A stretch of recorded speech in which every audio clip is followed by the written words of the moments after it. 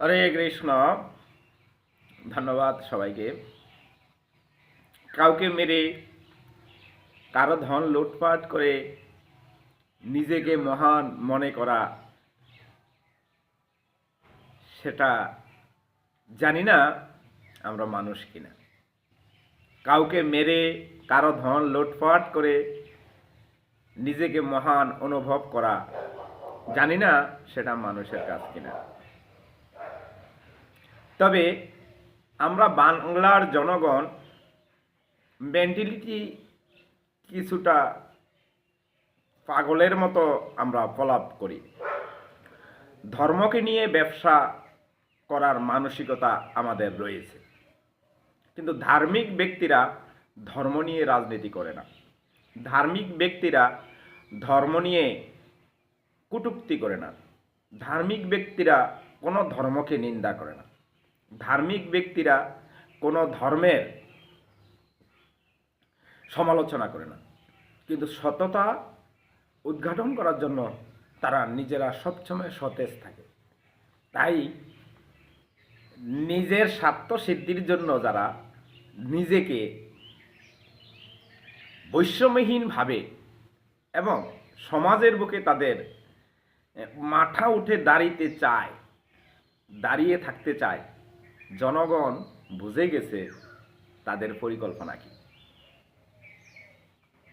যিনি রাগান্বিত ভাষায় কথা বলে, যিনি মানুষকে কষ্ট দিয়ে কথা বলে, তার ভিতরে সততা বিরাজ করে এবং তিনি কাউকে ছাড় দেওয়ার ব্যক্তি নয়।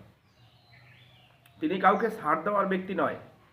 ছাড় তারাই দেয় যারা মানুষকে ঠকিয়ে নিজের পকেটে টাকা ঢুকায়, মানুষকে ঠকিয়ে নিজে ভালোবাসা পেতে চায়, মানুষকে ঠকিয়ে নিজে বৈষম্যহীন হতে চায়, মানুষকে ঠকিয়ে তারা রাতারাতি বড়লোক হতে চায়। তারাই এই দেশের সবচেয়ে ঘৃণিত ব্যক্তি। আমি জানি বাংলাদেশে কোনো দলই সঠিকভাবে রাজনীতি করতে পারে না।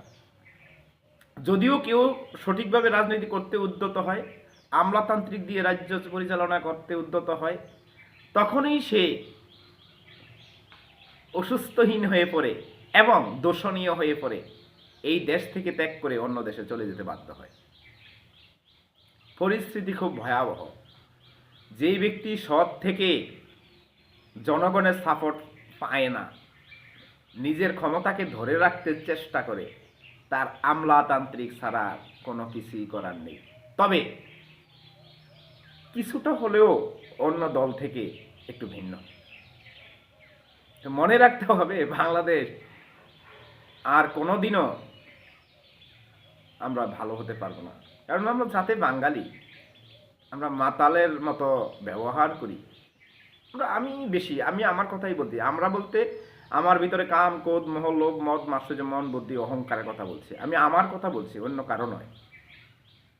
এই মাতাল অবস্থাকে ত্যাগ করতে হবে, মানুষকে মন থেকে ভালোবাসতে হবে। তারপরেও যদি এই বাংলাদেশে কিছু সৌন্দর্য দেখতে পাই, আমরা ধনে ধান্যে পরিপূর্ণ দেখতে পাই, যে দেশে জনগণকে সরকার ভালোবাসে না, সেই দেশে স্রষ্টাও সরকারকে ভালোবাসে না। সে দেশে অভাব থাকবেই, অনটন থাকবেই, একতা থাকবে না, দাওয়াদারি থাকবেই। বাংলাদেশ বিশ্বের সর্বশ্রেষ্ঠ একটি সৌন্দর্য দেশ, যে দেশে সুফলা শস্য শ্যামলা, সেই প্রকৃতির কি 6 ঋতুর দেশ। যদিও 6 ঋতু এখন নেই, কি নেই বাংলাদেশে, সবই আছে, কিন্তু আছে, নেই শুধু মনুষ্যত্ব। হরে কৃষ্ণ। ওই কোন থেকে আমি আইতাছি, নেই কোনো মনুষ্যত্ব। হরে কৃষ্ণ। এই মনুষ্যত্বের অভাব। তাই মনুষ্যত্ব গ্রহণ করুন, নিজের জীবনকে সার্থক করুন, তাহলে সুন্দর জীবন হবে, আগামী দিনের ভবিষ্যৎ উজ্জ্বল হবে। হরে কৃষ্ণ।